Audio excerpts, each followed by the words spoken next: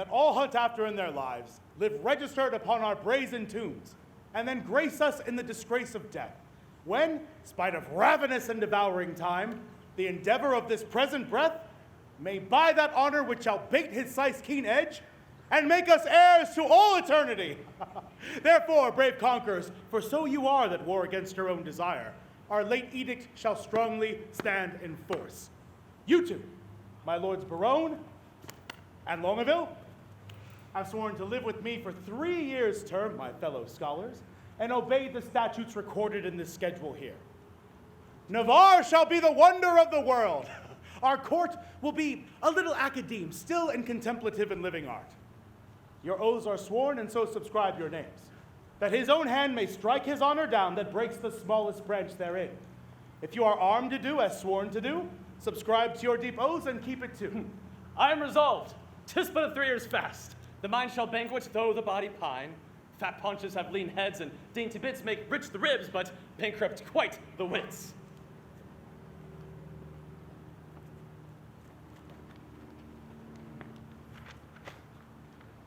I can but say his protestation over. So much, dear liege, I have already sworn.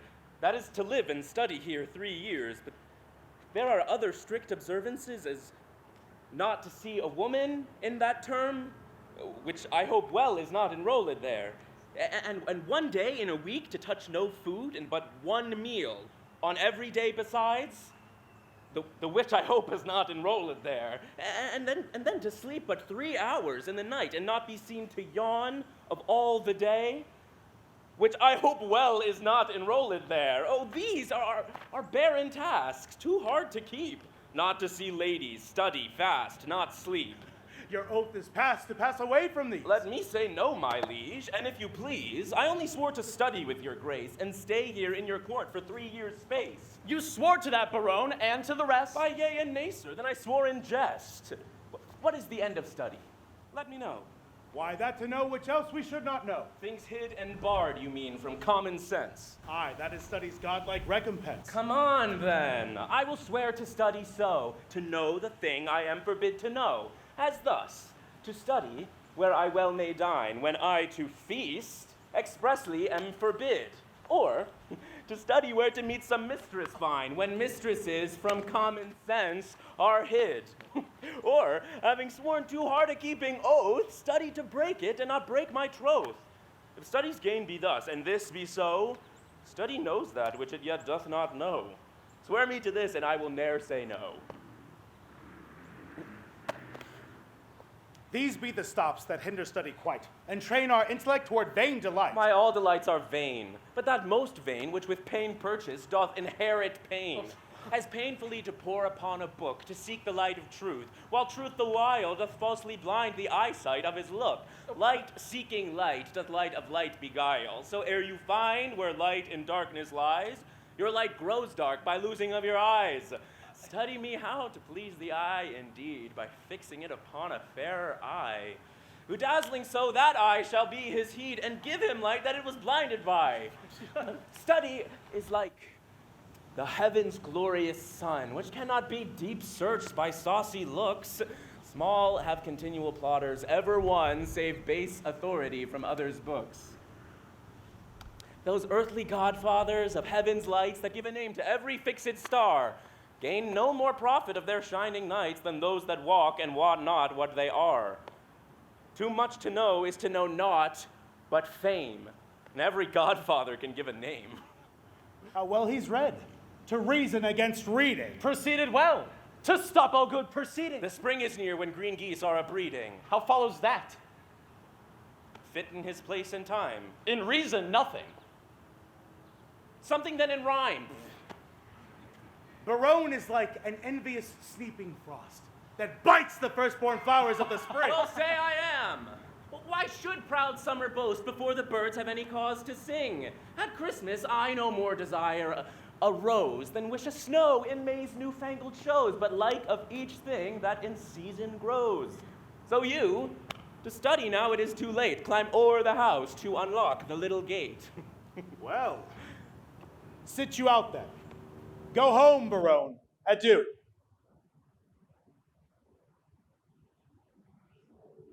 No, my good lord, I have sworn to stay with you.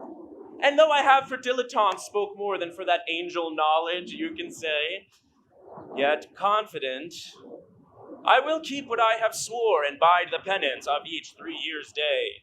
Give me the paper, let me read the same, and to the strictest decrees I will write my name. How well this yielding rescues thee from shame.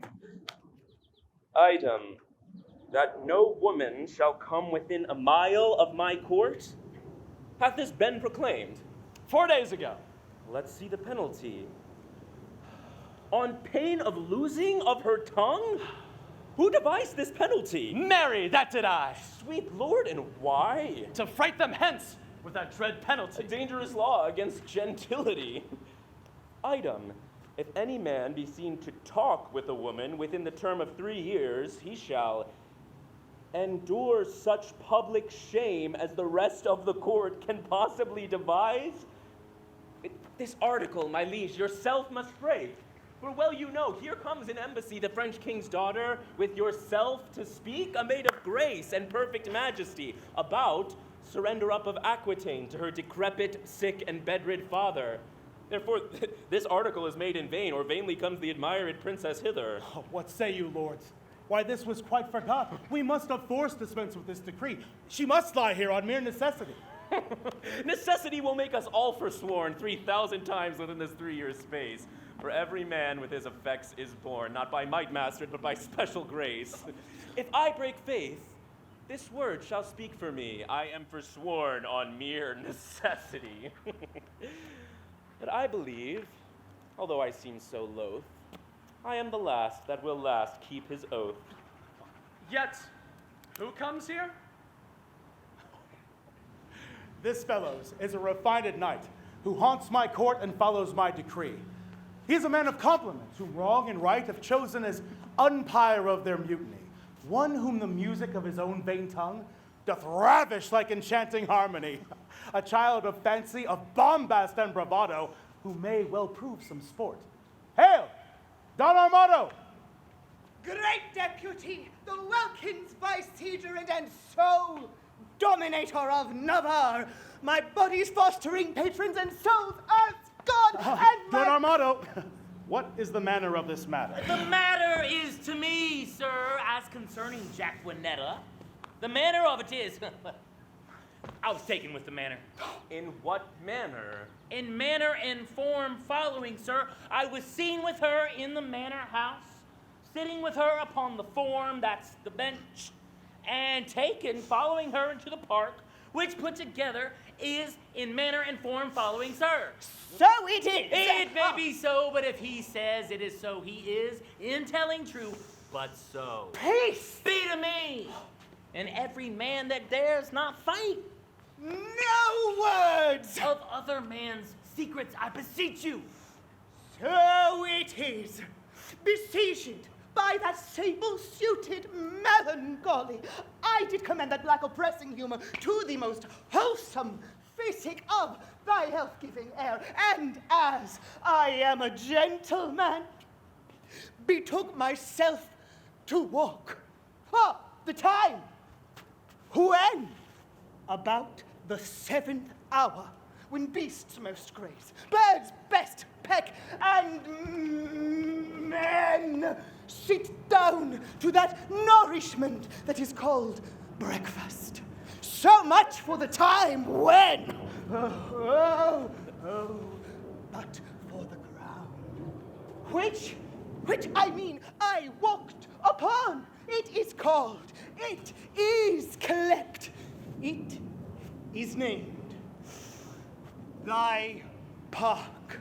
Oh, but for the place where I mean I did encounter that most obscene and preposterous event that I did see, that I did view, that I did survey, that I did behold. Oh, but to the place it standeth northeast, by the west corner of thy curious knotted garden. There did I see Oh, that small, unknowing soul, that base minnow of thy mirth! Me! That shadow vassal! Me. That small, low-spirited swain! Still me. That, as I remember, hight costard, Me. sorted, and consorted, contrary to thy established and proclaimed edict and continent canon. Oh, wherewith, but with this, I sorrow to say, wherewith, with all that is with this, With a wench. with a child of our grandmother Eve, or to thy most sweet understanding, a woman. He, I, as my ever-esteemed duty pricks me on, have brought to thee to receive the reward of thy punishment. But, sir, what say you to this? Sir, I confess the wench. Did you not hear the proclamation? I do confess much to the hearing it, but little of the marking of it. It was proclaimed a year's imprisonment to be taken with a wench. I was taken with none, sir. I was taken with a damsel. Well, it was proclaimed damsel. Oh, this was no damsel neither, sir. She was a virgin. Well, it is so very too. It was proclaimed virgin. If it were so, I deny her virginity. I was taken with a maid. Sir, this maid will not serve your turn. This maid will serve my turn, sir. Sir, I shall pronounce your sentence. You shall fast a week with bran and water. I had rather pray a month with mutton and porridge. Good Longaville, take this swain to the jailhouse. Let me not be pent up, sir. I will fast, being loose. No, sir, that were fast and loose. Thou shalt to prison. Meanwhile, go we lords to put in practice that which each to other we have so strongly sworn. I'll lay my head to any good man's hat. These oaths and laws will prove an idle scorn.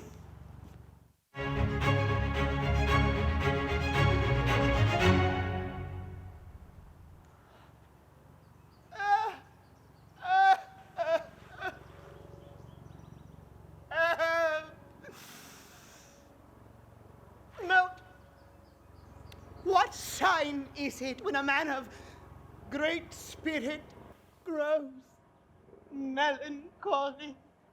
A great sign, sir, that he will look sad.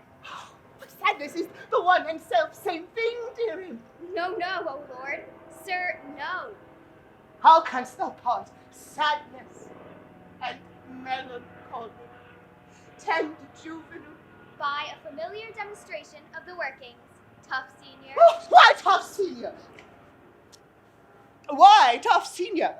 Why tender juvenile? Why tender juvenile? I spoke it tender juvenile as a congruent epitheton appertaining to thy young days, which we may nominate tender. And I, tough senior, as an appurtenant title to your old time, which we may name tough. Pretty and apt. How mean you, sir? I pretty in my saying apt, or I apt in my saying pretty? Thou pretty because little. Little pretty because little, wherefore apt. Therefore apt because quick.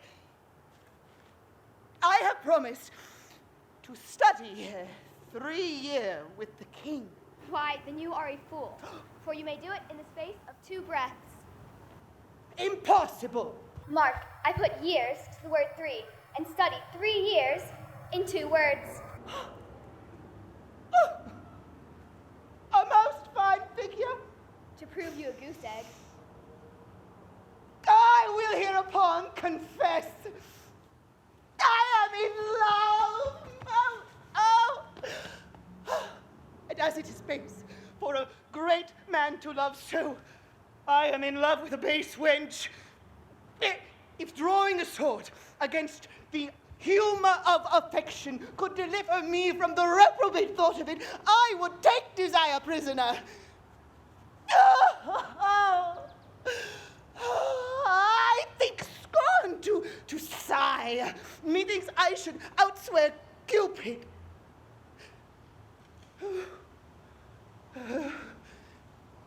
Comfort me, Moat. Comfort me. What great men have been in love? Hercules, cousin. Oh, most sweet Hercules. Oh, yes, I do excel thee in my passions as much as thou didst excel me in strangling snakes. I am in love too. Oh, Moat, I do love that country girl that I took in the park with that irrational swain Costard, that old pretty school teacher, sweet, sweet Jaquinetta. Oh, I do affect the very ground which is base, where her shoe, which is base, guided by her foot, which is basest, doth tread. I shall be forsworn, which is a great argument for falsehood, if I love. Oh, love is a familiar. Love is a devil. There is no evil angel but love. And yet, Hercules was so tempted. And he had an excellent strength. Cupid's butt shaft is too hard for Hercules' club, and therefore too much odds for my will.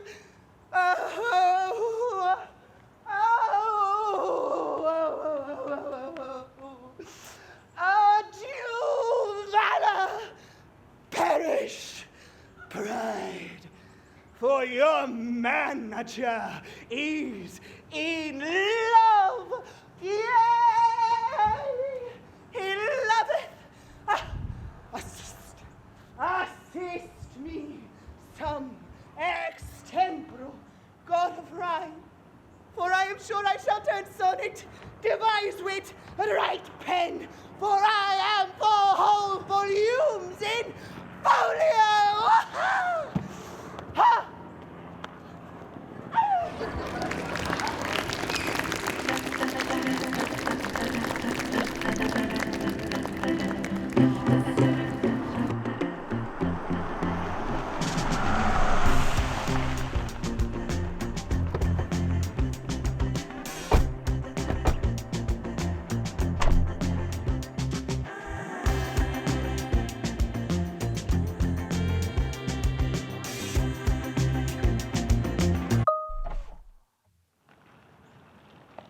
Now, madam, summon your dearest spirits.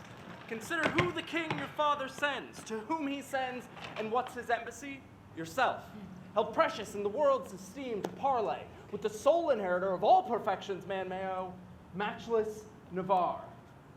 Be now as prodigal of all dear graces as nature was in making graces dear when she did starve the world aside and prodigally gave them all to you. Good Lord, Boyette, my beauty, though but mean, needs not the painted flourish of your praise. Beauty is bought by judgment of the eye, not uttered by base sale of peddlers' tongues. But now, to task the tasker, good Boyette, you are not ignorant, all-telling fame doth noise abroad. Navarre hath made a vow, till painful study shall outwear 3 years, no woman may approach his silent court. Therefore, seemeth it to us needful course, before we enter his forbidden gates, to know his pleasure. And in that regard, bold of your worthiness, we single you as our best moving fair solicitor. Tell him, the daughter of the King of France, on serious business, craving quick dispatch, importunes personal conference with his grace. Proud of employment? Willingly I go. All pride is willing, and yours is so.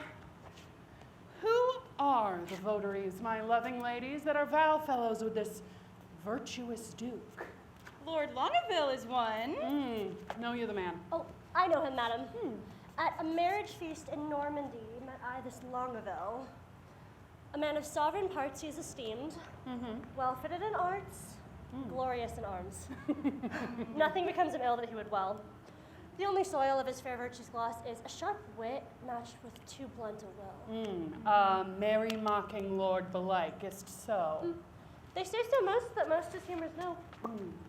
Such short-lived wits do wither as they grow. And the rest? The young Baron, a well-accomplished youth, is there with him, if I have heard a truth. Bare own, they call him, but a merrier man I never spent an hour's talk withal. His eye begets occasion for his wit, for every object that the one doth catch, the other turns to a mirth-moving jest, which his fair tongue, conceits expositor, delivers in such apt and gracious words that aged ears play truant at his tales, and younger hearings are quite ravished. So sweet and voluble is his discourse. God bless my ladies, are they both in love? Here comes Boyette. Oh, now what admittance, lord? Navarre had notice of your fair approach, and he and his competitors in oath were addressed to meet you, gentle lady, before I came. Marry, thus much I have learned. He rather means to lodge you in the field. Here comes Navarre. Fair princess, welcome to the court of Navarre. There, yeah. Fair, I give you back again. And welcome, I have not yet. The roof of this court is too high to be yours, and welcome to these wide fields too base to be mine. You shall be welcome to my court, madam. I will be welcome then, conduct me thither. Hear me, dear lady. I have sworn an oath. Oh, Our Lady, help my lord, he'll be forsworn. Not for the world, fair madam, by my will. Oh, I will shall break it, will and nothing else. Your ladyship is ignorant what it is. Were my lord so, his ignorance were wise, where now his knowledge must prove ignorance. I hear your grace has sworn out housekeeping. 'Tis deadly sin to keep that oath, my lord, and sin to break it. But pardon me, I am too sudden bold. To teach a teacher, ill beseemeth me. Vouchsafe to read the purpose for my coming, and suddenly resolve me in my suit. Madam, I will, if suddenly I may. You were the sooner that I were away, for you'll prove forsworn if you make me stay.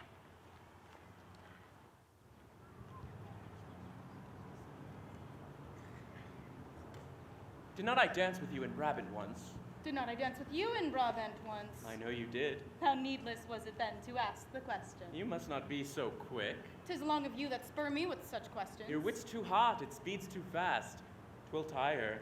Not till it leave the writer in the mire. What time of day? The hour that fools should ask. Now fair befall your mask, Fearful the face it covers. and send you many lovers.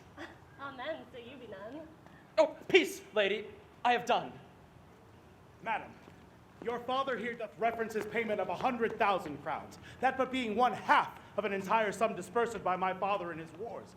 But say that he or I, as neither have, received that sum, there still remains unpaid 100,000 more, in surety of the which one part of Aquitaine is bound to us. If then the king your father would but repay that one half that is unsatisfied, I would yield up my right in Aquitaine and hold fair friendship with his majesty. But that, it seems, he little purposeth, for here he doth demand to have repaid that scanted half a debt that he hath sent.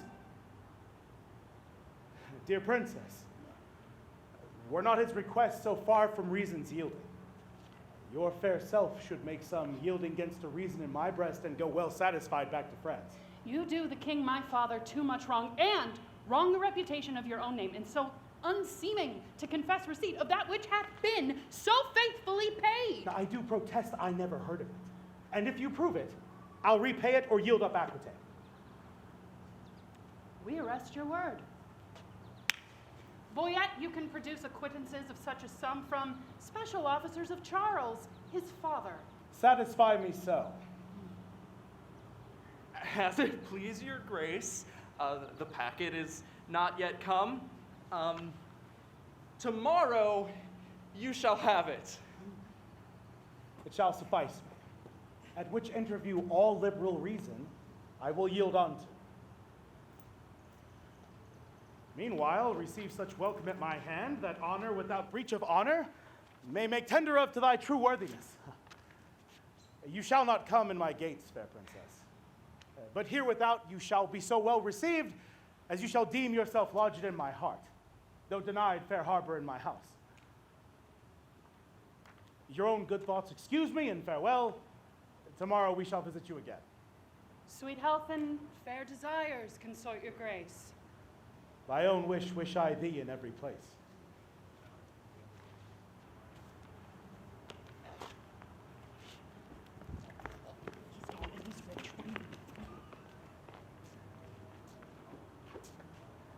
Lady, I will commend you to mine own heart. Poor heart, I will remember it well. I mean, my heart is in my throat. And if it were, I might watch you choke. I would you heard it groan. Is the fool sick? I, sick at the heart. Alack! Try leeches. And what would that teach us? To bleed the sick part and fix the poor hole. Will you prick it with your hole? Non point, with my knife. Now, God save thy life. And yours, from long living. I cannot stay so forgiven.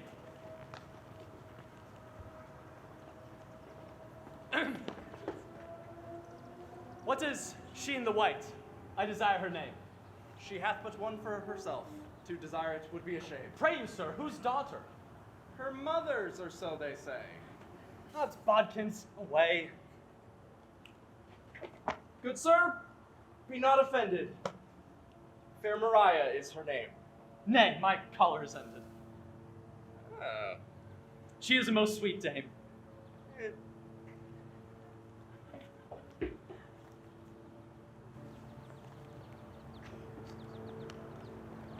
What's her name in the cap? Rosaline, by good hap. Is she wedded or no? To her will, sir, or so. You are welcome, sir. Adieu. Farewell to me, sir, and welcome to you. That last is Barone, the merry madcap lord. Not a word with him but a jest, and every jest but a word. If my observation, which very seldom lies, by the heart still rhetoric disclosed with eyes, Navarre is infected. Oh. With what? With that which we lovers entitle affected. Your reason. Why, all his behaviors did make their retire to the court of his eye, peeping through desire. His face's own margin did quote such amazes that all eyes saw his eyes enchanted with gazes.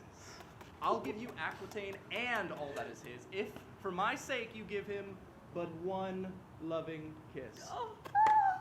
Ladies, let's to our tents. Voyette is disposed.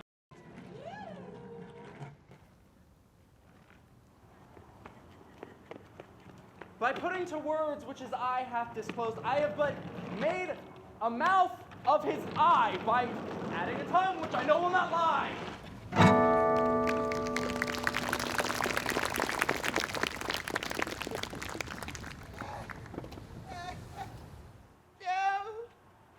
Warble, sweet child, make passionate my sense of hearing.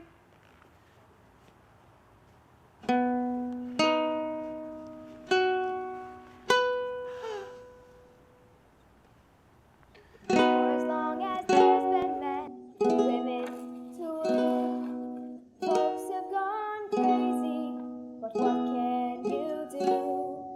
Reason and love keep little company these days. But if I wrote a love song, here's what it would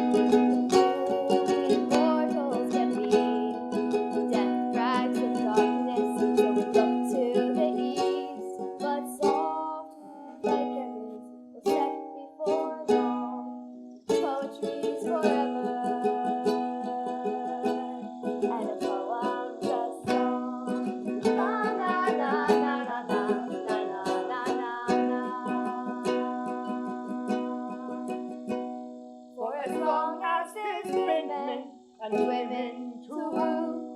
Folks have gone crazy. It's lovely and true. Reason and love keep little company these days. But if you wrote a love song, what would it say? Oh, what fools we mortals can be. Death cries of darkness, so level to the east. But soft What light there is will set before long. Poetry's forever. And this poem or song, poetry's forever, lines and in words. Love is a poem. Be a poem to her. La na na na na na la na na na na.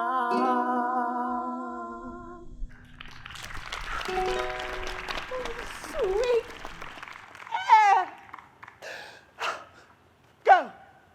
Tenderness of years, take this key.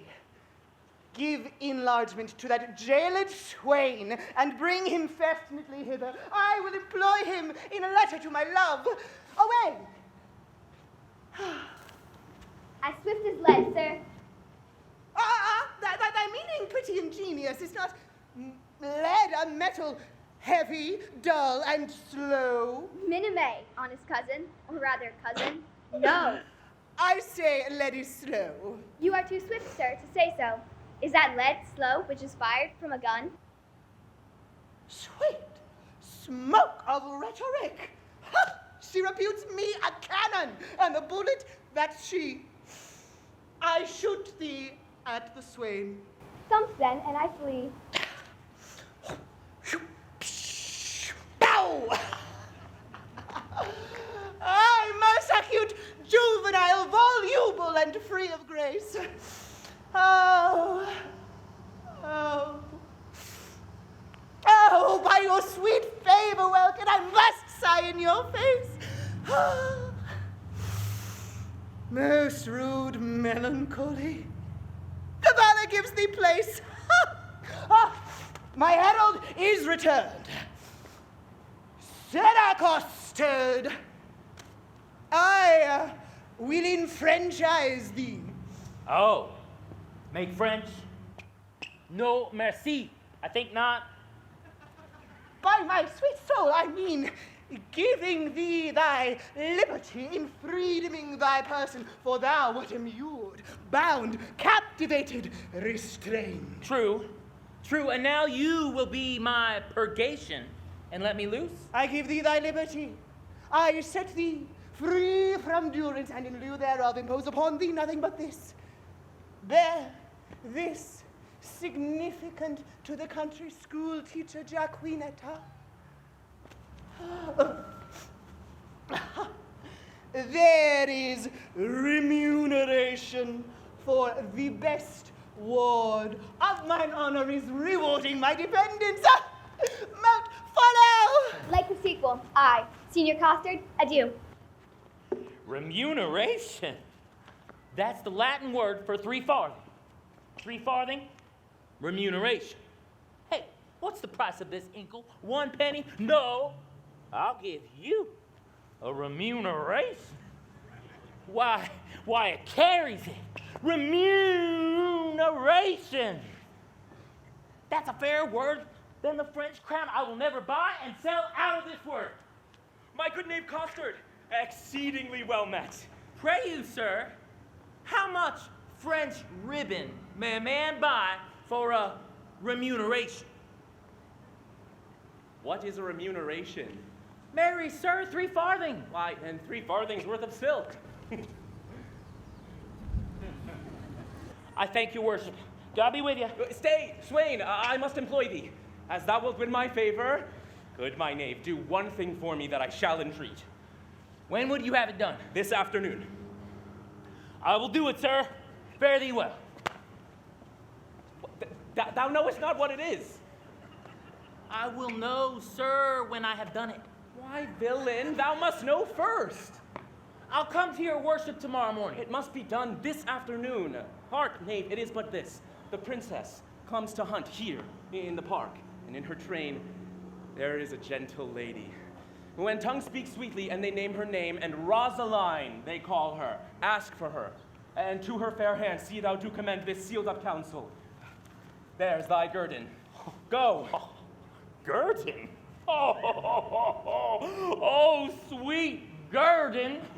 Better than remuneration. 11 pence, farthing better.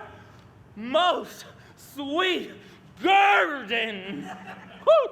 I will do it, sir, to the letter. Guerdon. Remuneration.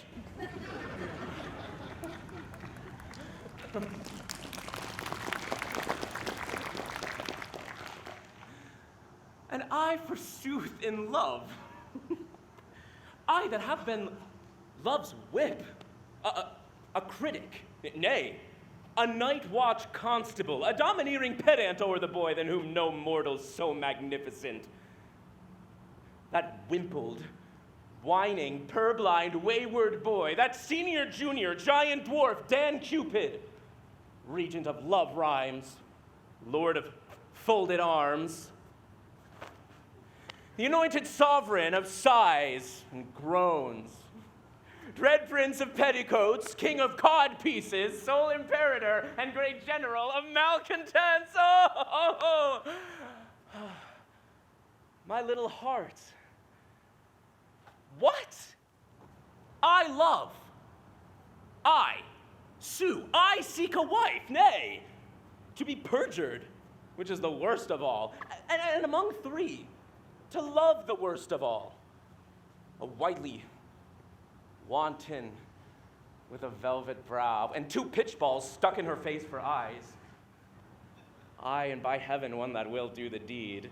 And I to sigh for her, to watch for her, to pray for her. Go to, it is a plague that Cupid will impose on me for my neglect of his almighty, dreadful little might.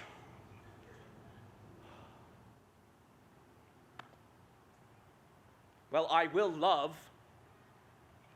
write, sigh, pray, sue, and groan. For some men must love my lady, and some Joan.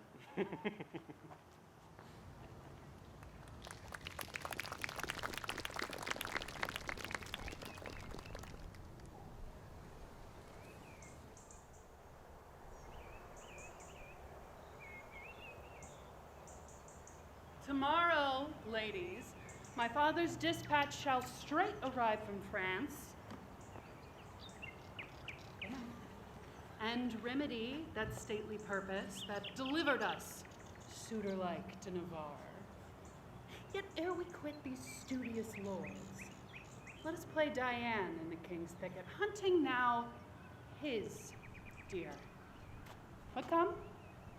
Come on. The bow.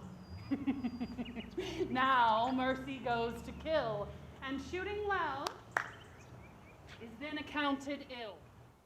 Thus I will save my credit in the shoot. Not not wounding. Pity would not let me do it. If wounding, it were to show my skill, that more for praise than purpose meant to kill. And out of question, as it is sometimes, glory grows guilty of detested crimes. As I, for praise alone, now seek to spill the poor dear's heart and blood, that I mean no ill.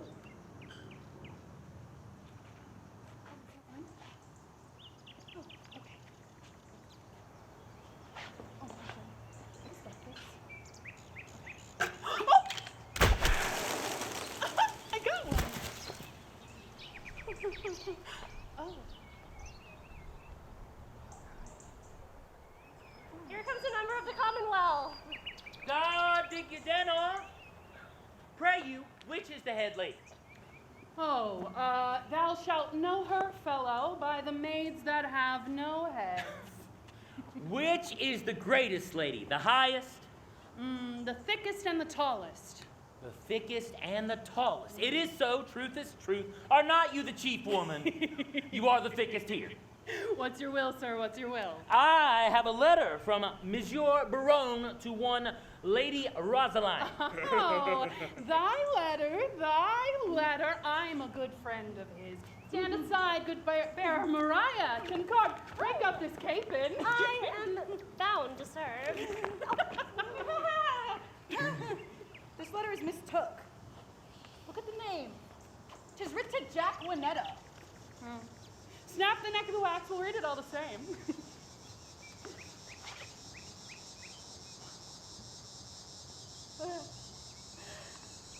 By heaven, that thou art fair is most infallible. True that thou art lovely. More fairer than fair, beautiful than beauteous, truer than truth itself. Have commiseration on thy heroical vassal. The magnanimous and most illustrate King Cophetua set eye upon the pernicious and indubitant beggars in Elephon.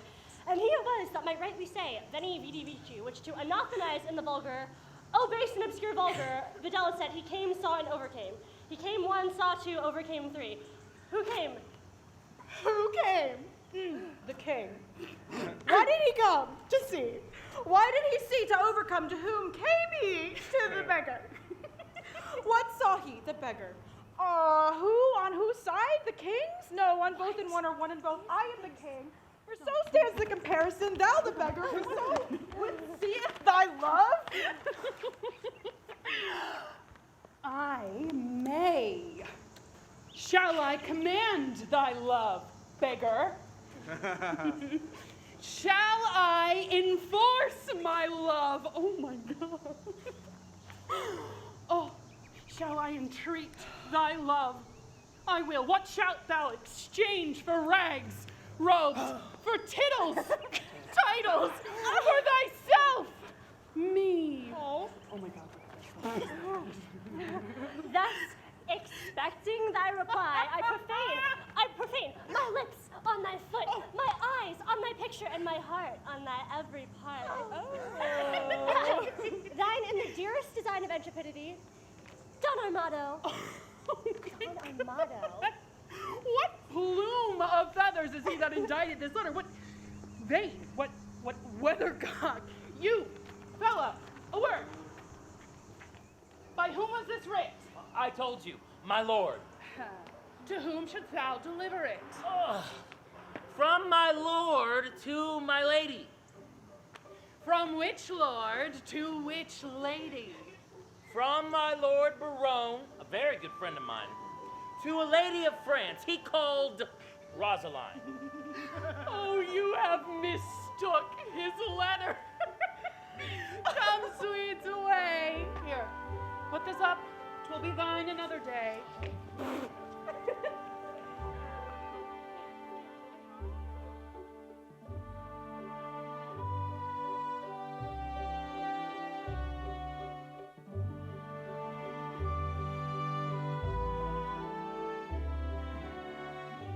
Dear moat, didst thou see the sorrel shot through by the French princess? A very reverend sported thing. The deer was sanguine, In blood, and hangs he now like a jewel in the ear of Callao. the sky, And then falls he like a crab apple to the face of terror. the earth, Didst thou ever see a better shaft sprung? Ode credo? an old grey doe. No, madam, the princess shot a pricket. Ode credo, I do not think so. 'Twas not a pricket besides, look to the horns. The deer was not a 2-year stag, 'twas a sorrel of 3. I say he was sore. A sword. 4. First, you nominate the stag a pricket, a juvenation of the sorrel's years, then him high to soar, a gross inflation of 12 month of this creature stopped at 3. Hast thou not fed of the dainties that are bred in a book? Hast not eat paper, drunk ink? To your studies, dear moat. Now, dost thou recall that old Roman number, What does one see? Why 50? Not so. 'Tis 100. Thus, being wrong, must I take an L. Yet to take L from C, 'tis 50. Very clever, dear Moat. Moat, this conference does invite me in a sort of extemporal epitaph on the death of the deer. Wilt thou attend? By rhyme I shall prove an end that the deer by the princess felled was neither pricket nor sore, but sorrel. The grateful princess pierced and pricked a pretty pleasing pricket. Some say a sore, but not a sore, till now made sore with shooting. The dogs did yell, put L to the sore, then sorrel jumps from the thicket. Or pricket, or sore, or else sorrel, the people fall a hooting. If sore be sore, put L to the sore, makes 50 sores a sorrel. Of one sore I 100 make by adding but one more L. A rare talent. Oh, yes, dear Moat, wilt thou now hear verses penned by your cousin, the mighty Don Armado, keeper of my heart? Oh, the man is not near, and yet I hold his ink in my grasp. His hand is in my hand. His pen is in my palm. Softly, softly. Yet first, I'll look to the inscription. And yet I will not, for I know well what is written there. Sweet Jacquinetta. Sweeter man to write sweet Jacquinetta. No, those most tender words will I save to the last. First, I will look to the heart of the letter. If love make me forsworn, how shall I swear to love? Never faith could hold, if not to beauty vowed. Though to myself forsworn, to thee I'll faithful prove. Those thoughts to me were oaks, to thee like osiers bowed. Study his bias, leaves, and makes his book thine eyes, where all pleasures live that art could comprehend. If knowledge be the mark, to know thee shall suffice. Well learned is the tongue that well thee can commend. All ignorant the soul that sees thee without wonder, which is to myself some praise that I thy parts admire. Thy eye, Jove's lightning bears, thy voice his dreadful thunder, which not to anger bent is music and sweet fire. Celestial as thou art, pardon, love, this wrong that sings heaven's praise with such an earthly tongue. Is not this rare? 'Tis rare indeed. This was written by my cousin, Don Armado. Yes, the first was given Costard, who then did give it me. It's true. True, I had a letter of the man and I gave it to the lady, and furthermore gave I the lady a letter of the man. Methinks my cousin is not so metered. Yet I know this is his hand. It may be like his hand, but it cannot be his mind. But 'tis no matter, for your name is inscribed on the face. It's not? To the gentle hand of the most beauteous Lady Rosaline! This was penned in praise of that wit of France! Your ladyships in all desired employment, Barone. Oh, fellows, this Barone is one of the votaries sworn with the king to study thrice 12-month, sans communion with the fairer sex. I smell some goose in this. This letter is miscarried, Costard. I thank thee, dear Moat. Trip and go, my friend. We must deliver this paper into the hands of the king, as it may concern much. Come on, Moat, let's go.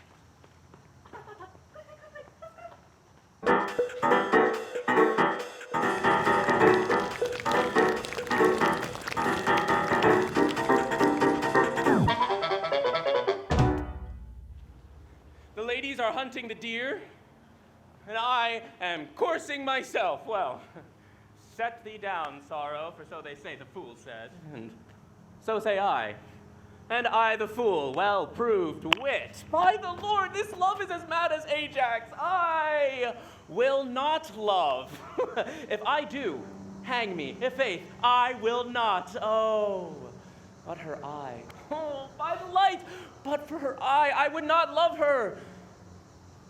Yes, for her 2 eyes. Well, I do nothing in the world but lie, and lie in my throat. By heaven, I do love. It hath taught me to rhyme and be melancholy. Well, she hath one of my sonnets already. The clown bore it, the fool sent it, and the lady hath it. Sweet clown, sweeter fool, sweetest lady. By the world, I would not care a pin if the other 2 were in. Here comes one, and with a paper, God give him grace to groan. Ay me! Shot by heaven! Proceed, sweet Cupid, thou hast thumped him with thy bird bulb under the left pap. In faith, secrets.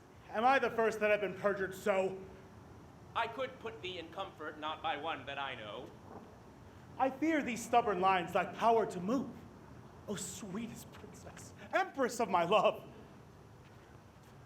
So sweet a kiss the golden sun gives not to those fresh morning drops upon the rose, as thy eye beams when their fresh rays have smote the night of dew that on my cheeks down flows. Nor shines the silver moon one half so bright through the transparent bosom of the deep, as doth thy face through tears of mine give light. Thou shinest in every tear that I do weep. No drop, but as a coach doth carry thee, so ridest thou triumphing in my woe. Do but behold the tears that swell in me, and they thy glory through my grief will show. O Queen of Queens, how far dost thou excel? No thought can think, nor tongue of mortal tell. Aha! How shall she know my griefs? I'll drop the paper. Sweet leaves shade folly.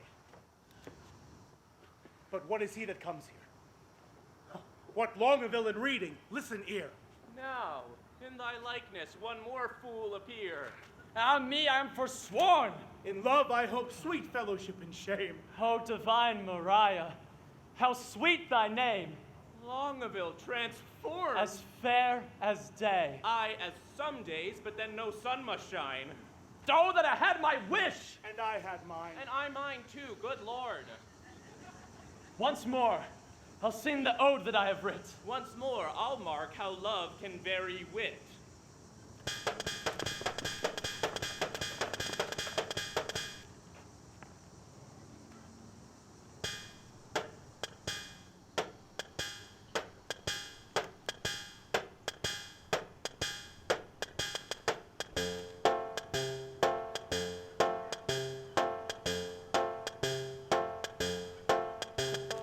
On a day, alack the day, love whose month is ever May, spied a blossom passing fair, playing in the wanton air. Through the velvet leaves the wind, all unseen can passage find, that the lover sick to death wish himself the heaven's breath.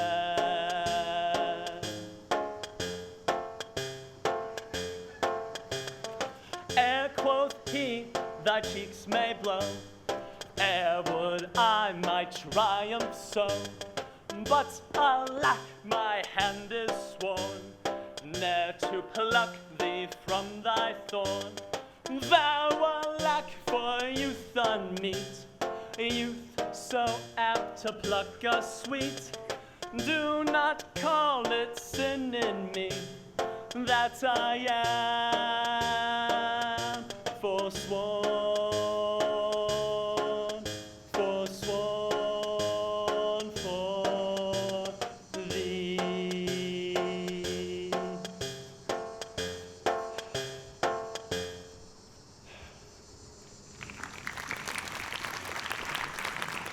This will I send. Oh, and something more plain, that shall express my true love's fasting pain. Oh, would my heart were not purged alone, but fells with the king and Lord Barone. For none offend, we're all alike do dote. Lord! Ah! What treason have you wrote? I have been closely shrouded in this bush, and marked you well, and for you I did blush. I heard your guilty rhyme, noted your fashion, heard sighs reek from you, observed well your passion. What will Barone say? Oh, when he shall hear, face so infringed, which such zeal did swear. Oh, how will he scorn? How will he spend his wit? How will he triumph, leap, and laugh at it? Oh, for all the wealth that ever I did see, I would not have him know so much by me. Now step I forth to whip hypocrisy. Ah, good my liege! I pray thee, pardon me, good heart.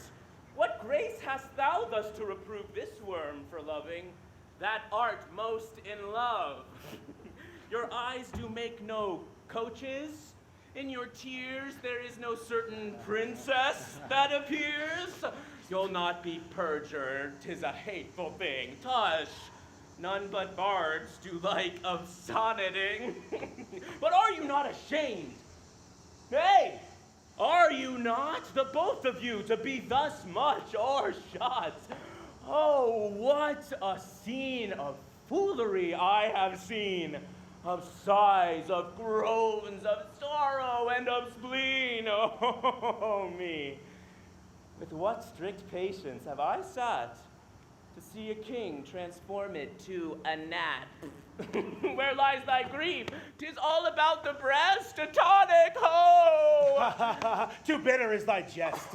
What are we, thus betrayed to thy overview? Oh, not you betrayed by me, but I betrayed by you. I that am honest, I that hold it sin to break the vow I am engaged in. I am betrayed by keeping company with men like you. Men of inconstancy. When will you see me write a thing in rhyme?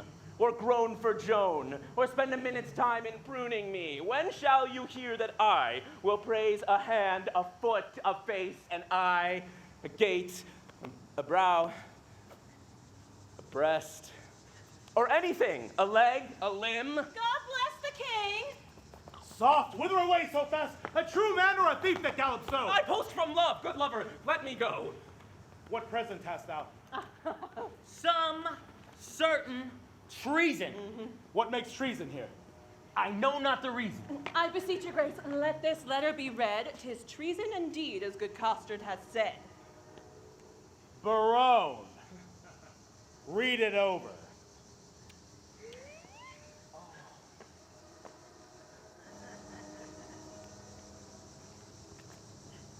Where hadst thou it? Oh, Costard. Where hadst thou it? Of Dune Adramadio. Dune Adramadio. Hey!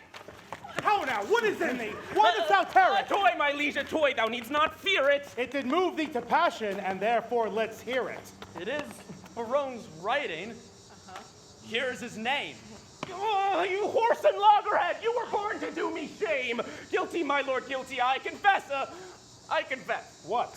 that you two lords lacked me fool to make up the mess. He, me, and you, my liege, and I are pick persons in love and deserve to die. Will these turtle doves be gone? Hence, sirs, away. Walk aside the true folk.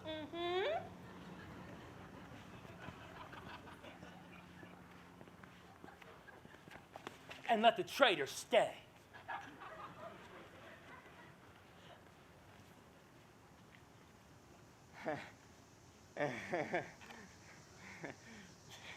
Sweet lords, sweet lovers, oh, let us embrace.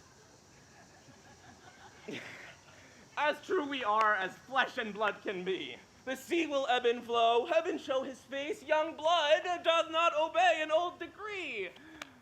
We cannot cross the cause why we were born, therefore of all hands must we be forsworn. What, did these red lines show some love of thine?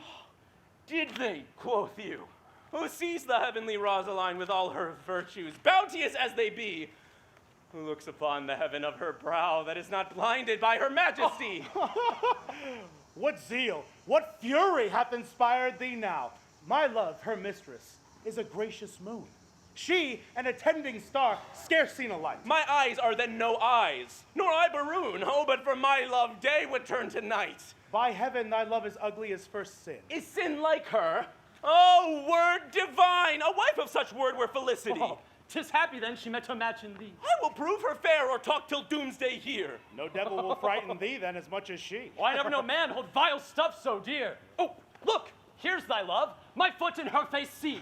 If the streets were paved with thine eyes, her feet were much too dainty for such tread. Oh, vile. Oh, then as she goes, what upward lies the street should see as she walked overhead. But what of this? Are we not all in love?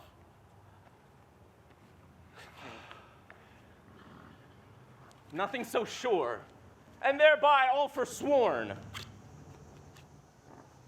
Then let us leave this chat. And good Baron, prove our loving lawful and our faith not torn. I give authority how to proceed. Some salve for perjury. 'Tis more than need.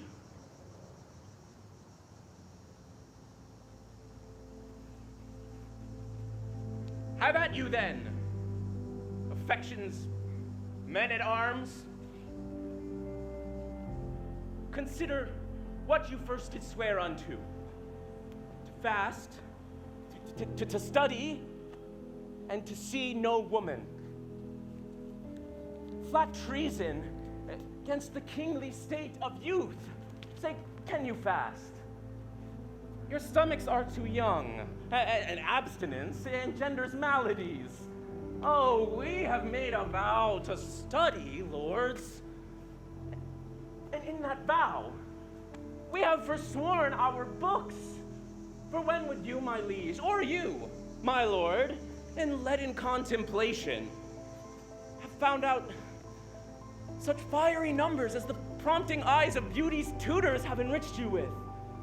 For love, first learned in a lady's eyes, lives, not alone entombed in the brain, but with the motion of all elements. It coursed is swift as thought in every power, and gives to every power a double power above their functions and their offices. It adds a precious seeing to the eye. A lover's eye would gaze an eagle blind. A lover's ear would hear the lowest sound, and when love speaks, the voice of all the gods makes heaven drowsy with the harmony. Never durst poet touch a pen to rhyme until his ink were tempered with love's sighs. Oh, then his lines would ravish frenzied ears and plant in tyrants a mild humility. From women's eyes, this doctrine I derive. They sparkle still, the right Promethean fire. They are the books, the arts, the academes that show, contain, and nourish all the world, else none at all in aught proves excellent. Then fools you were these women to forswear, or keeping what is sworn you will prove fools. For wisdom's sake, a word that all men love, or for love's sake, a word that loves all men, or for men's sake, by whom we men are men, or for women's sake, the authors of these men. Let us once lose our oaths to find ourselves, or keeping what is sworn we will prove fools. For charity itself fulfills the law, and who can sever love from charity? Say Cupid then, and soldiers to the field. Advance your standards, and upon them men pell-mell down with them, but be first advised in conflict that you get the son of them. Now to plain dealing. Lay these roses by. Are we resolved to woo these girls of France? Oh, and win them too. Therefore, let's devise some entertainment for them in their tents. First from the park, let us conduct them thither. Then, homeward, every man attach the hand of his fair mistress. In the afternoon, we will, with some strange pastime, solace them, such as the shortness of the hours can shape. For revels, dances, masks, and merry hours, for run fair love, strewing her way with flowers. Away, away, no time shall be omitted, that will betime and may by us be fitted. Allons, allons!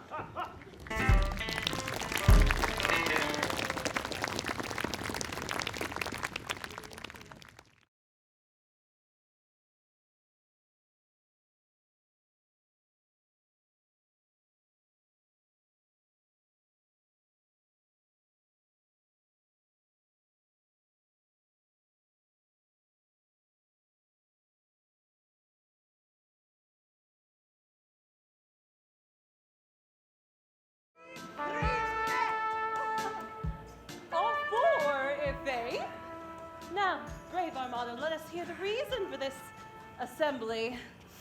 Pretty lady, beseech you preambulate. Oh, We will be singled from the vulgar.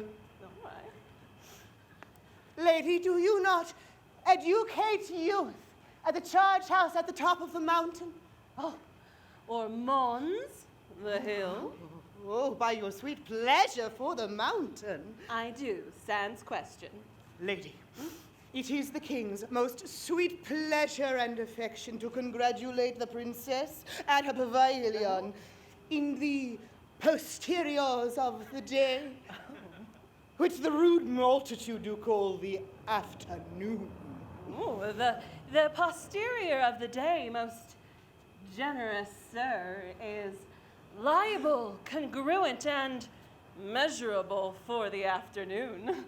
The word is welcome, sweet, and I do assure you, sir, I do assure. They have been at a great feast of languages and stolen the scraps. I marvel thy cousin hath not eaten thee for a word. For thou art not so long by the head as honorificabilitudinatibus. Thou art easier swallowed than a flapdragon.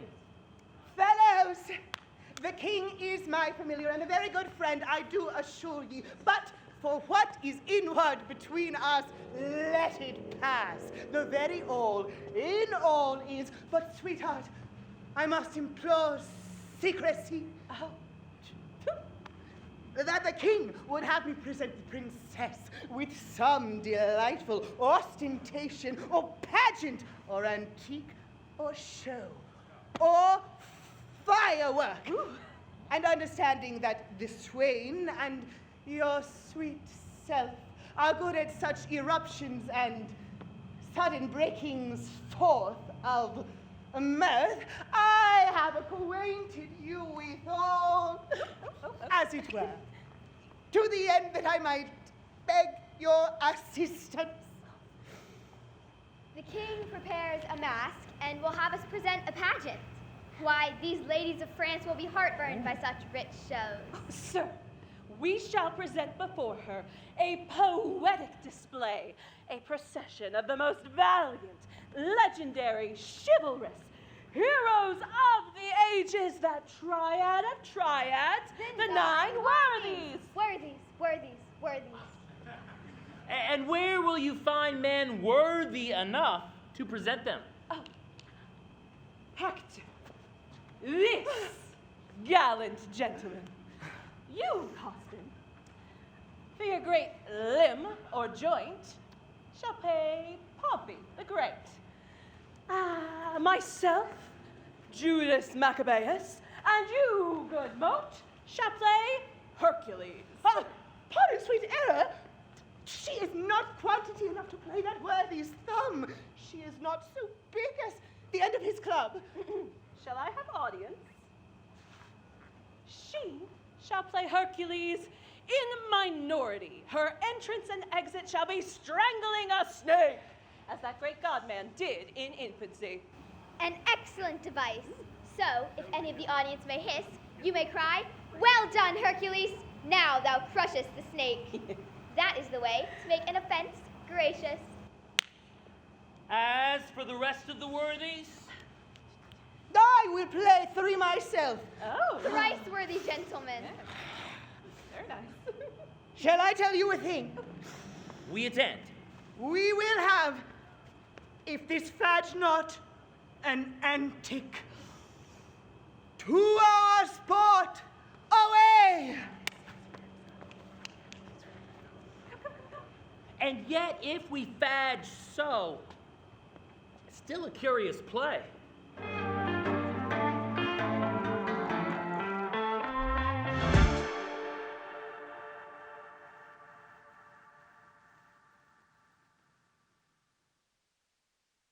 We shall be rich ere we depart, if fairings come thus plentifully in. Oh, a lady walled about with diamonds. Look you what I have from the loving king. But, madam, came nothing else along with that? Oh, nothing.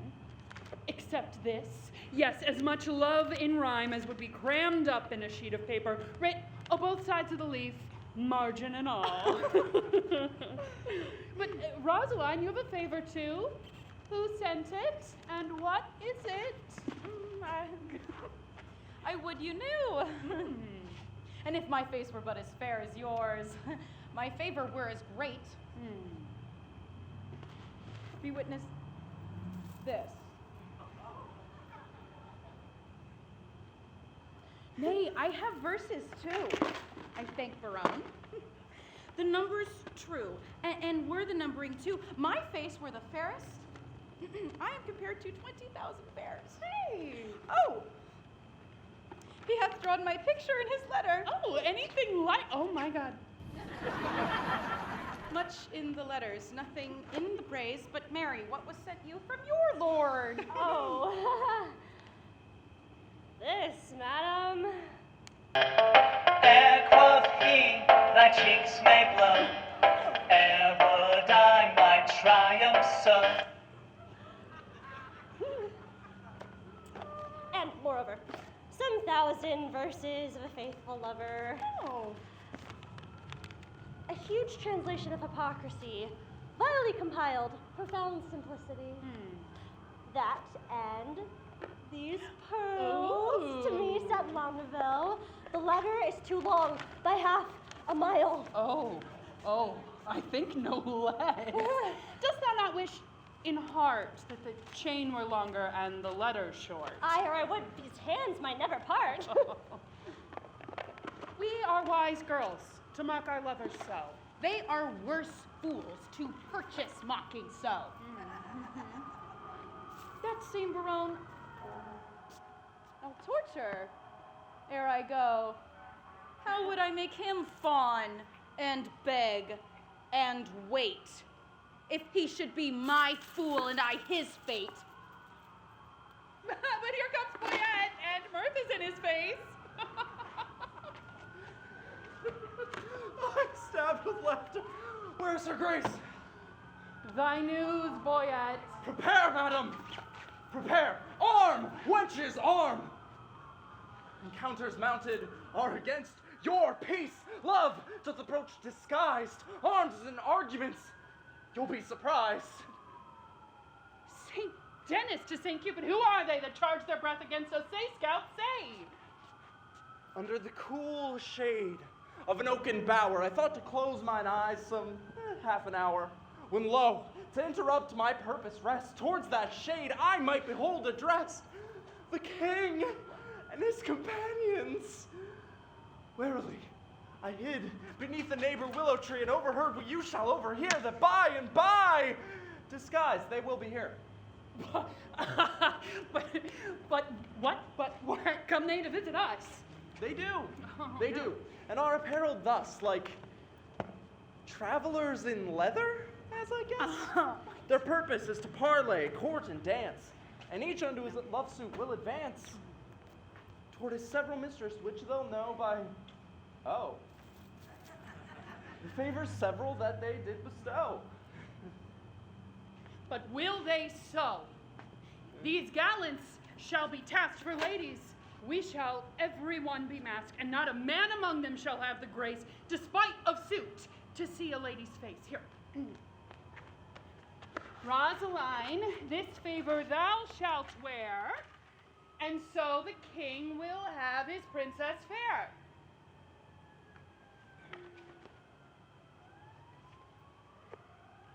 Because we're so similar.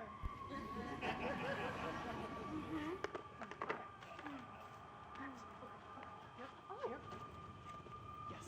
And, Mariah, take thou this, and give me thine. And so Barone shall take you for Rosaline. And Longueville shall court me for his dear. I thank thee, Boyette, for thy meddling ear. Come on then. Oh, honey. Where are the favors most in sight?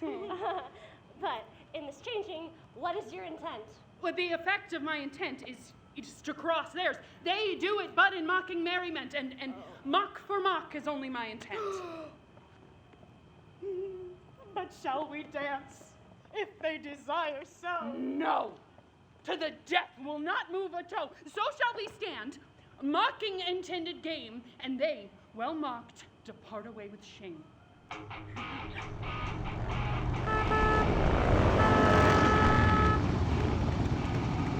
Trumpet sounds. Be masked. The masters come.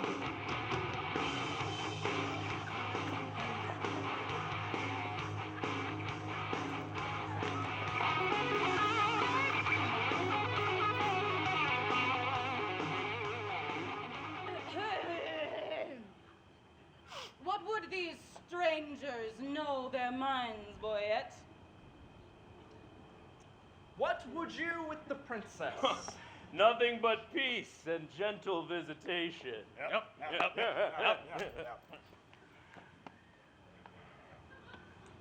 What would they say they? Nothing but peace and gentle visitation. Well, that they have. And bid them so be gone. She says you have it, and you may be gone. Tell her we have measured many miles to dance a measure with her on this grass. They say they have measured many miles to dance a measure with you on this grass. It is not so. Ask them how many feet are in 1 mile. If they have measured many, then the measure then of one is easily told. If to come hither you have measured miles, and many miles, the princess bids you answer how many feet doth fill up 1 mile. Tell her we measure them by tanks of gas. She hears herself. How many tanks of gas and many weary miles you have o'ergone are numbered in the travel of 1 mile. We number we number nothing that we spend on you. Our duty is so rich, so infinite that we may do it still, without account. Vouchsafe to show the sunshine of your face so that we, like daffodils, may worship it. My face is but a moon, and clouded too. Blessed are clouds to do as such clouds do. Vouchsafe, bright moon, and these stars to shine, those clouds removed upon our watery eye. Play music then. Nay, you must do it soon. Not yet. No dance. Thus change I like the moon. Will you not dance?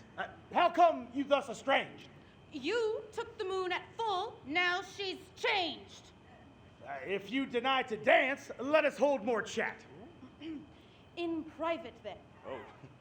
I am best pleased with that. Dearest mistress, one sweet word with thee. Honey, milk, and sugar. There is 3. One word in private. Let it not be sweet. Thou grievest my gall, Gall. Bitter. therefore meet. Will you vouchsafe with me to exchange a word? Name it. Fair lady, Oh, say you so, fair lord. Take that for your fair lady. please it so, as much in private, and now bid adieu.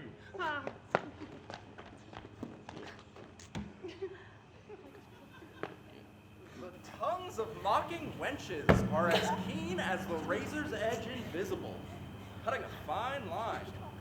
Conceits have wings, swifter than arrows, wind, thought, bullets, swifter things. Not one word more, my maids! Break off! Break off!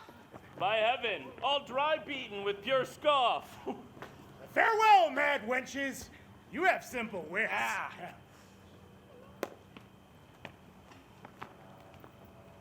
20 adieus, shining idiots! Will they not think you have hanged themselves tonight, or ever but in visors show their faces? This pert Barone was out of countenance quite. Oh. No, they were all in lamentable cases. The king Was weeping ripe for a good word? Oh, Longaville said I came o'er his heart, and to know you what he called me. Flu, perhaps? Yes, indeed. Go sickness as thou art. Well, better wits have worn tall, pointed caps, but will you hear it? The king is my love sworn.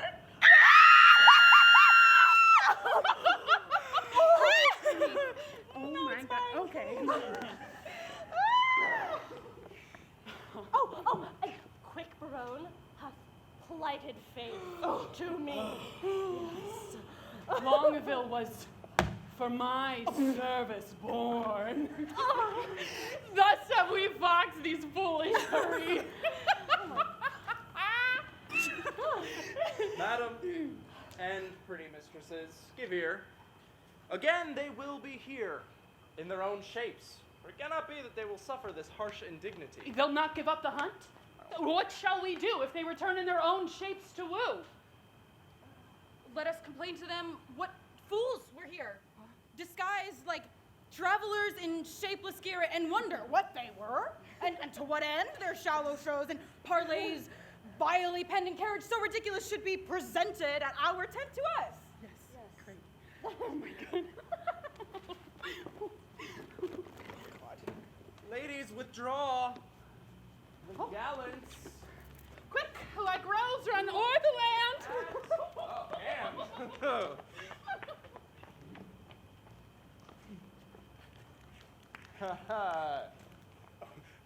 Fair sir, God save you. Where's the princess? Gone to her tent. Would it please your grace to conduct me some service to her thither? Oh, that she vouchsafed me audience for one word. I will. And so will she. I know it, my lord. This fellow pecks wit up as pigeon's peas and utters it again when God doth please. The gallant pins the wenches on his sleeve. Had he been Adam, he had tempted Eve. This is the ape of form, Monsieur the Nice, that when he plays at tables chides the dice in civil terms. The ladies call him sweet. The stairs as he treads on them kiss his feet. And consciences that will not die in debt pay him the due of honey-tongued boyettes.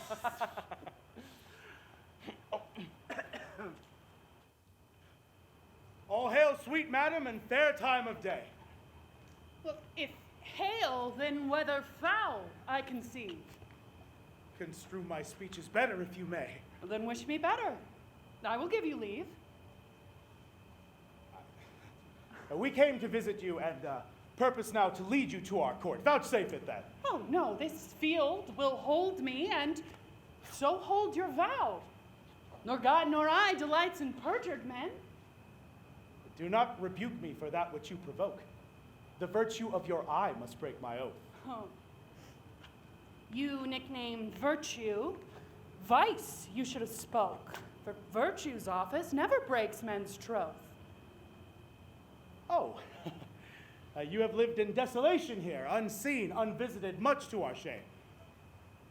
Not so, my lord, it is not so, I swear. We have had pastimes here and pleasant game. A mess of travelers left us but of late. How, madam? Travelers? Aye, my lord, in faith. We three indeed confronted were with three in leather habits. Here they stayed an hour and talked apace, and in that hour, my lord, they did not bless us with one happy word. I dare not call them fools, but this, I think, when they are thirsty fools would fain have drink. This jest is dry to me. Fair gentle sweet, your wit makes wise things foolish.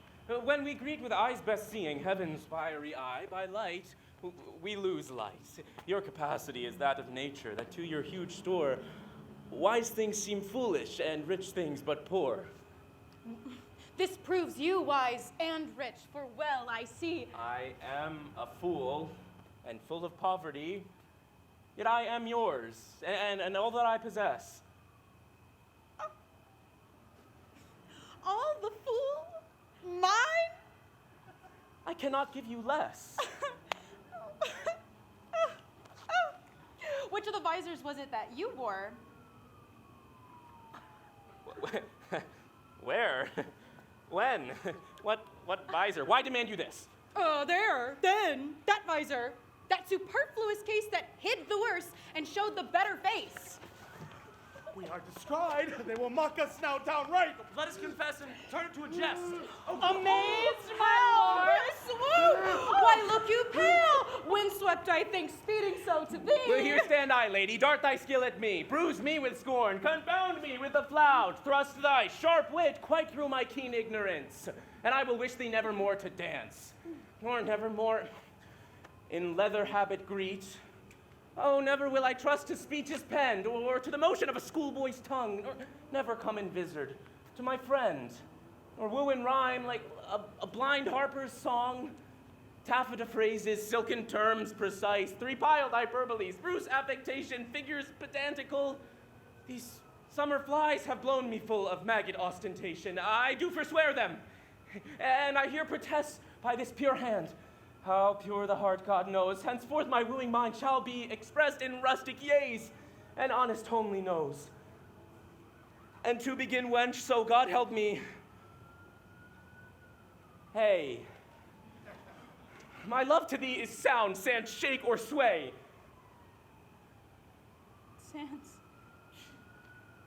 Sans, I pray you. Yet I have a trick of the old rage. Bear with me, I am sick. I will leave it by degrees. But soft, see these two. They should be quarantined upon this flu. They are infected, and in their hearts it lies. They have the plague, and caught it of your eyes. These lords are visited. And you are not free, for the Lord's tokens on you do I see. They are free that gave these tokens to us. Our states are forfeit. Seek not to undo us. It is not so. For how can this be true that you stand forfeit, being those that sue? Peace, for I will not have to do with you. Nor shall not if I do as I intend. Oh, speak for yourselves. My wit is at its end. Teach us, fair madam, some excuse for such a rude transgression.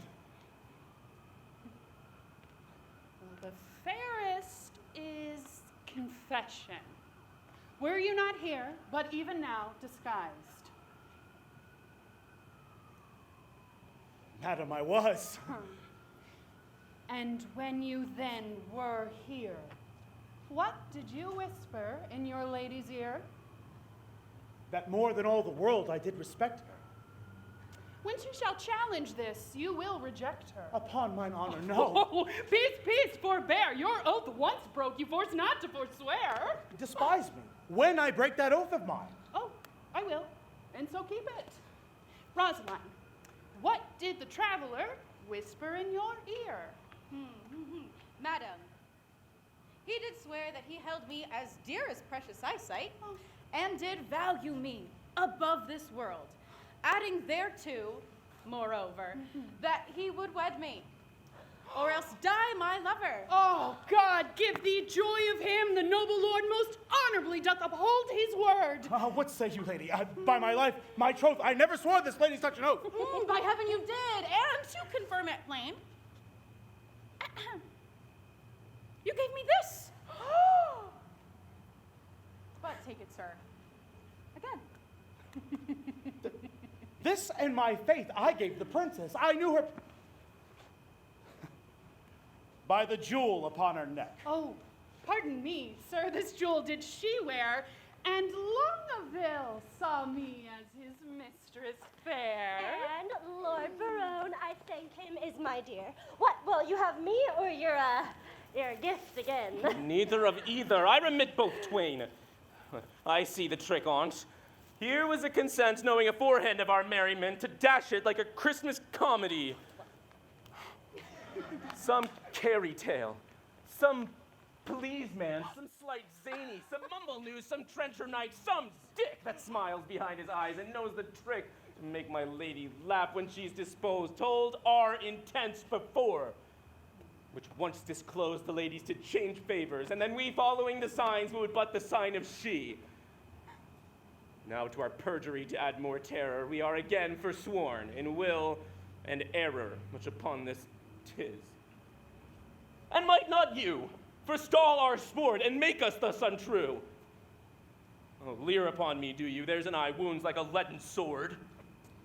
Full merrily hath this brave manage his career been run. Oh, he is jilting straight. Peace I have done.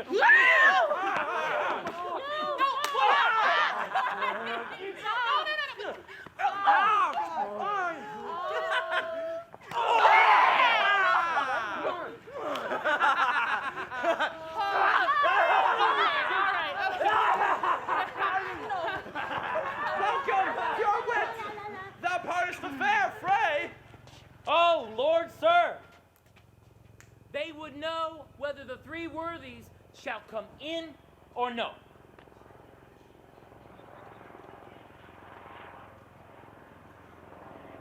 What? Are there but three? No, sir, but it is very fine. For every one presents three. And 3 times thrice is 9. Not so, sir.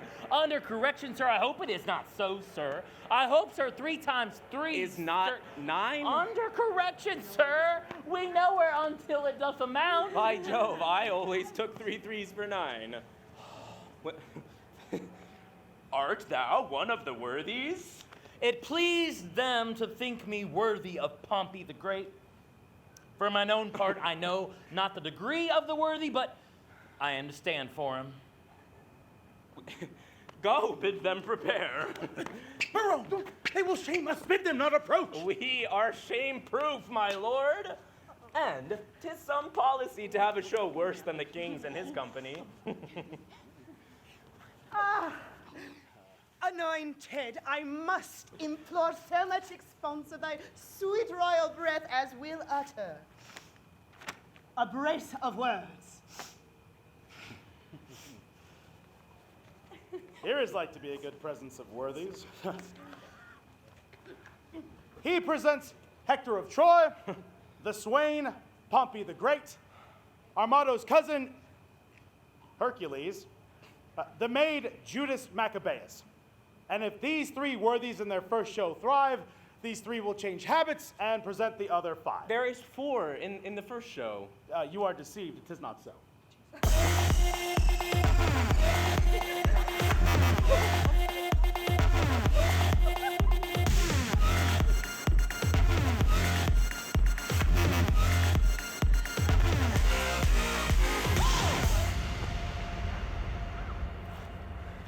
I, Pompey, am... You lie!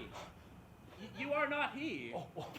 I, Pompey, am Pompey, surnamed the Big. The Great! Oh, it is great. Pompey, surnamed the Great. That often field with targe and shield did cause my foe to shake. And traveling along this coast, I here am come by chance to lay my arms before the legs of this sweet lass of France. Oh my God. If your ladyship would say, thanks, Pompey, I had done. Great, thanks, right, Pompey. 'Tis not so much the worth, but I hope I was perfect. I made a little faulting great.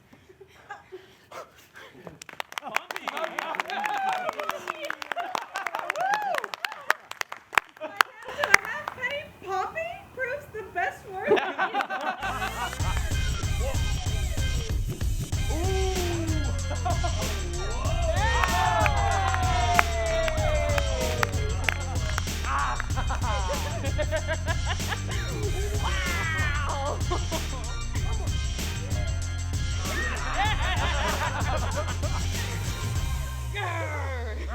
Great Hercules is presented by this imp, whose club killed Cerberus, that 3-headed Canus. And when he was a babe, a child, a shrimp, thus did he strangle serpents in his manus. Since he seemeth in minority, thus I come with this apology. Keep some state in thy exit. vanish.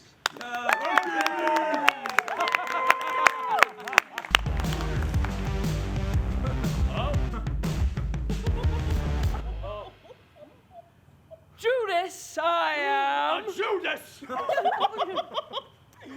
Not Iscariot, sir. Judas, I am. You clept Maccabeus. Judas Maccabeus clipped as plain Judas. A kissing traitor! How art thou proved, Judas? Judas, I am. No shame for you, Judas! What mean you, sir? To make Judas hang himself. Begin, sir. You are my elder. Well followed. Judas was hanged on an elder. I will not be put down. Nay, for if thou were put down by him, thou should bear the jest. And if he should bear, then he is an ass! Hey! So with you, sweet Jude! Nay, nay, why dost thou stay? The latter end of his name. For the ass to the Jude! Oh, give it him! Jude ass! Away! This is not generous, not gentle, not humble. Oh, a light from Monsieur Judas! It grows dark, he may stumble! Alas, poor Maccabeus, how hath he been fated? Hide thy head, Achilles. Here comes Hector in arms. Hector was but a Trojan in comparison. What is this, Hector? Hector was not so clean timbered, you think.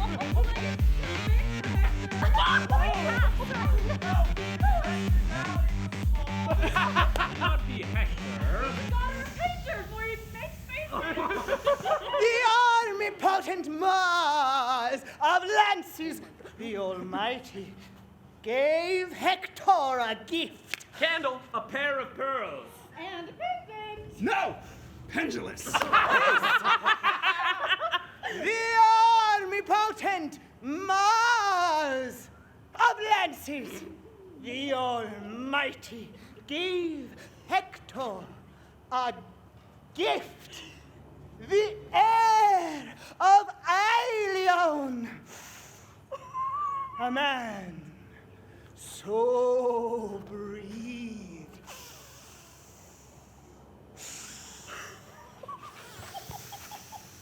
That ever he would fight ye from morn till night out of his pavilion. I am that flower. That rose. That buttercup! Sweet Lord Longbill, rein thy tongue. I must rather give it to the rain, for it runs against Hector! I am Hector's a greyhound. Sweet chaps, the sweet war man is dead and rotten. Be not the bones of the buried. When he breathed, he was a man. But I will forward with my device. Sweet royalty, bestow on me the sense of hearing. Proceed, mighty Hector. We are much delighted. Much delighted. Yay. This Hector, far surmounted Hannibal. The party is gone. Fellow Hector, she is gone. She is 2 months on her way. What meanst thou? Faith! Unless you play the honest Trojan, the poor wench is cast away. She's quick. The child brags in her belly already. 'Tis yours. Thou infamonize me amongst potentates. Thou shalt die. Then thou shalt be whipped for Jacquinetta that is quick by him, and hanged for Pompey that is dead by him. Oh, most rare Pompey! Renowned Pompey! Pompey the Great! Great Pompey! Hector tremble! Pompey is moved! More Ate, more Ares, more Hector will challenge him! I do challenge thee. I'll not fight with a pole like a fisherman. I'll slash. I'll do it by the sword. I would pray you let me borrow my arms again. Room for the incensed worthies!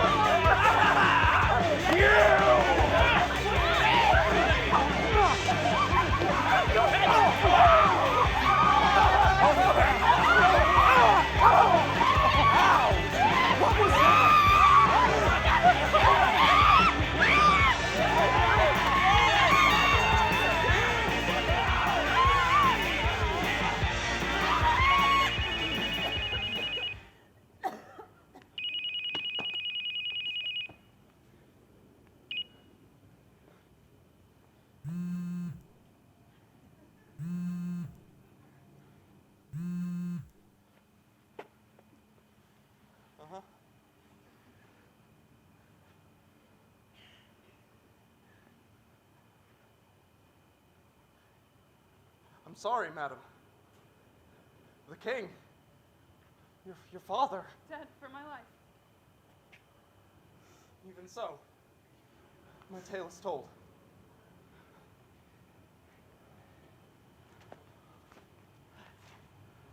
Worthies, away! The scene begins to cloud. How fares your majesty? Boyette, prepare, I will away tonight. Oh, no, madam, I do beseech you stay. Prepare, I say.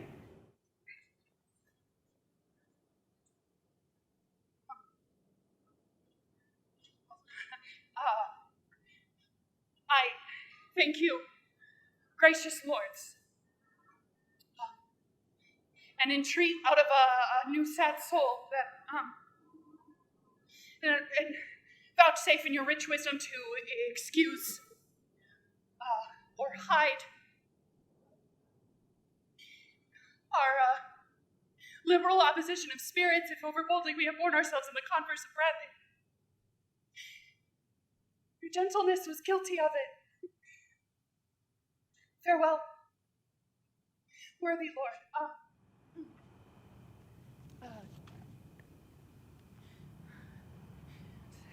Sad heart bears not a nimble tongue. Excuse me for coming too short, and thanks for my great suit so easily obtained. The extreme parts of time, extremely forms all causes to the purpose of his speed, and often at his very end, arbitrates that which long process could not condone. Since love's argument was first on foot, let not the cloud of sorrow jostle it from what it first purposed. As to wail friends lost is not by much so wholesome profitable, as to rejoice at friends but newly found. I understand you not, my griefs are double. Honest, plain words best pierce the ear of grief, and by these badges I understand the king. For your fair sakes have we neglected time, played foul play with our oaths. Your beauty, ladies, hath much deformed us, fashioning our humors even to the opposite end of our intents. Therefore, ladies, we too ourselves prove false, by once being false forever to be true to those that make us both fair ladies. You.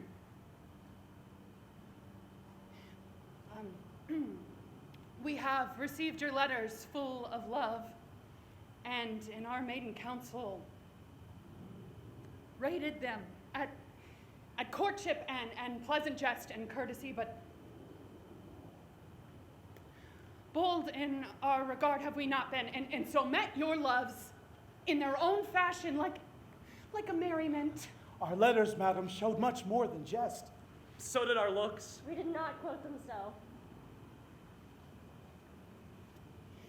Now, at the latest minute of the hour, grant us your loves.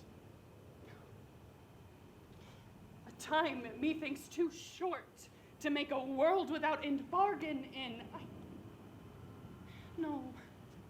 No, your grace is perjured much, full of dear guiltiness and.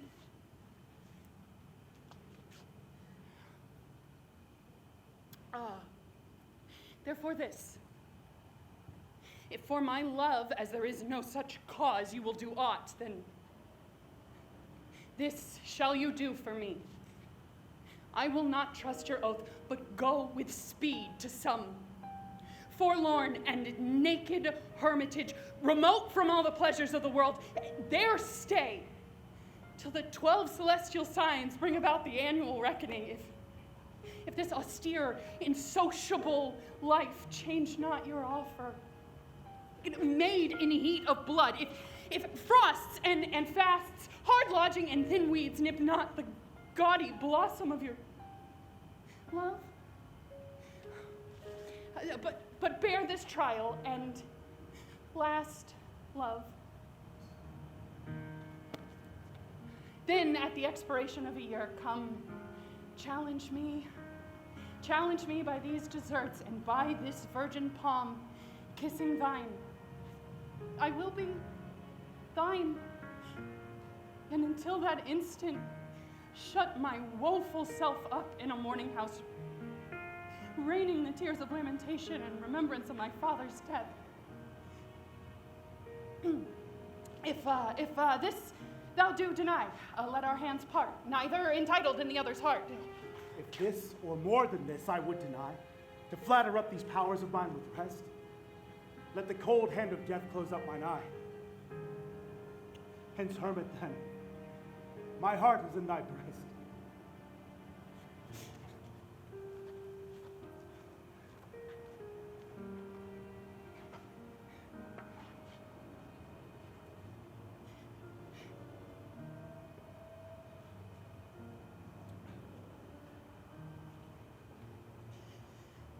But what to me, my love?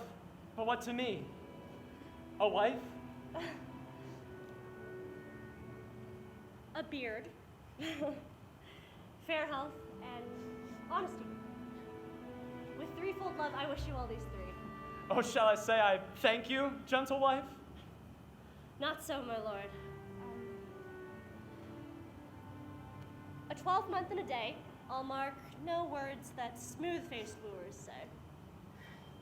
Come when the king doth to my lady come, then, if I have much love, I'll give you some. I'll serve thee true and faithfully until then. Yet swear not, lest you be forsworn again.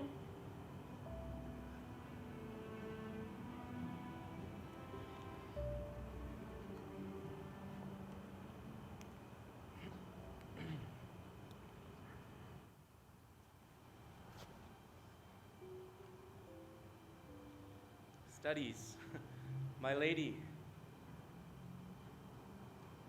Mistress, look on me. Behold the window of my heart, my eye. What humble suit attends thy answer there? Impose on me some service for thy love. Oft have I heard of you, my Lord Baron, before I saw you. And the world's large tongue proclaims you for a man replete with mocks, full of comparisons and wounding flouts, which you on all estates will execute that lie within the mercy of your wit. To weed this wormwood from your fruitful brain, and therewithal to win me, if you please, without the which I am not to be won. You shall this 12-month term from day to day visit the speechless sick and still converse with groaning wretches, and your task shall be, with all the fierce endeavor of your wit, to enforce the pained impotent to smile. To move wild laughter in the throat of death? It cannot be. It is impossible. Mirth cannot move a soul in agony. Why, that's the way to choke a mocking spirit. A just prosperity lies in the ear of him that hears it. Thus, if sickly ears will hear your idle scorns, continue then, and I will have you. And that fault withal.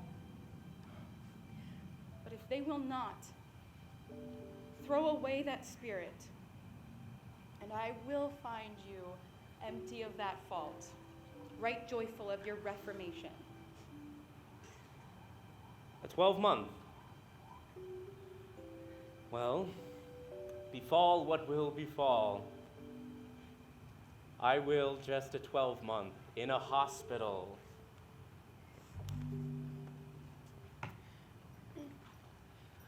Hi, my sweet lord, and so I shall take my leave. No, madam. We will bring you on your way. Our wooing doth not end like an old play. Jack hath not till. These ladies' courtesy might well have made our sport a comedy. Come, sir. It wants a 12-month and a day. Then it will end. That's too long for a play. Ah, vouchsafe me, oh, sweet majesty. I will kiss thy royal finger and take my leave. I am a votary. I have vowed to Jacquinetta to hold the plow for her sweet love 3 years. But Will you hear the lines that we actors have compiled in praise of the owl and the cuckoo? It should have followed after our show. Call them forth, we will do so quickly. Hala, approach!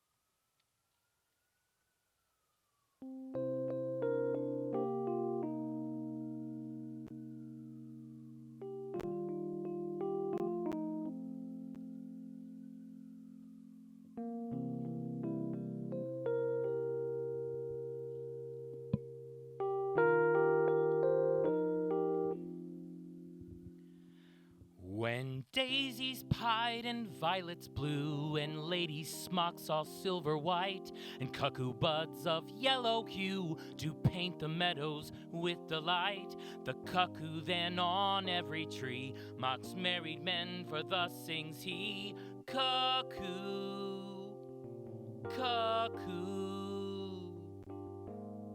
A word of fear, unpleasing to a married ear.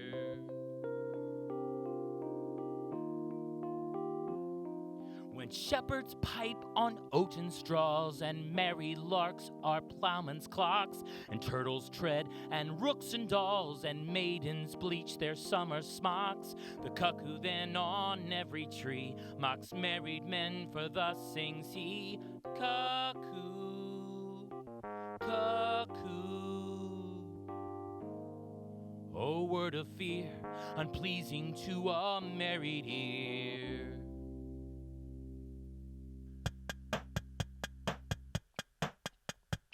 Icicles hang by the wall, and Dick the shepherd blows his nail, and Tom bears logs into the hall, and milk comes frozen home in pail. When blood is whipped and ways be foul, the nightly sings the staring owl, to wit, to woo. A merry note while greasy Joan doth peel the pot.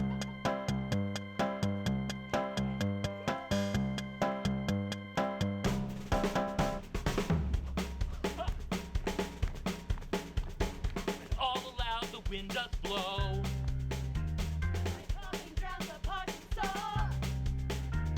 and birds sit brooding in the snow.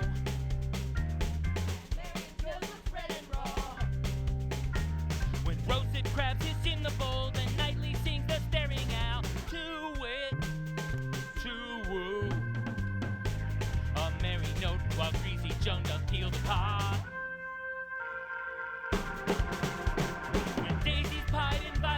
When ladies' spots all silver white, the cuckoo buds of yellow hue do paint the meadows with delight. Cuckoo then on every tree mocks married men, for thus sings he, cuckoo, cuckoo. A word of fear, unpleasing to a married ear.